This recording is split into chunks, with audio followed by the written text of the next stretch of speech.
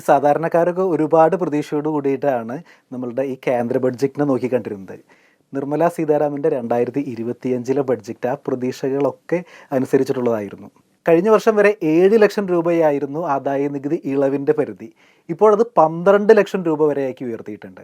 എന്നാൽ ഈ ഇളവുകൾ മുഴുവൻ കൊടുത്തിരിക്കുന്നത് പുതിയ ടാക്സ് റെജീം ഓപ്റ്റ് ചെയ്യുന്ന ആളുകൾക്ക് മാത്രമാണ്. സാലറീഡ് ആയിട്ടുള്ള ആളൊക്കെ ആണെന്നുണ്ടെങ്കിൽ 12,70,000 രൂപ വരെ ആദായ നികുതി കൊടുക്കേണ്ടതായിട്ടില്ല. അതായത് 75,000 രൂപ സ്റ്റാൻഡേർഡ് ഡിഡക്ഷൻ അടക്കം. കഴിഞ്ഞ ബഡ്ജറ്റായിട്ട് നമ്മൾ കമ്പയർ ചെയ്യുകയാണെന്നുണ്ടെങ്കിൽ 12 ലക്ഷം രൂപ വരുമാനമുള്ള ഒരാൾക്ക് 80,000 രൂപയാണ് ആദായ നികുതിയിൽ ലാഭം വരുന്നത്.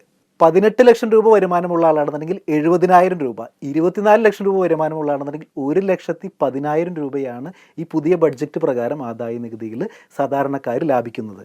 ഈ 12 ലക്ഷം രൂപ വരെ വരുമാനത്തിന് ടാക്സ് ഇല്ലെങ്കിൽ പോലും ഈ 12 ലക്ഷം രൂപ വരുമാനത്തിനിടയിൽ ക്യാപിറ്റൽ ഗെയിൻ വരികയാണെന്നുണ്ടെങ്കിൽ, അതായത് നിങ്ങൾക്ക് ഓഹരിയിൽ നിന്ന് ലാഭം വരികയാണ്, അല്ലെന്നുണ്ടെങ്കിൽ സ്ഥലം വിറ്റിട്ട് ലാഭം വരികയാണ്, ഇത്തരം വരുമാനങ്ങൾ ഇതിനുള്ളിലുണ്ടെന്നുണ്ടെങ്കിൽ ആ വരുമാനങ്ങൾക്ക് തീർച്ചയായിട്ടും ടാക്സ് കൊടുക്കേണ്ടതായിട്ട് വരും.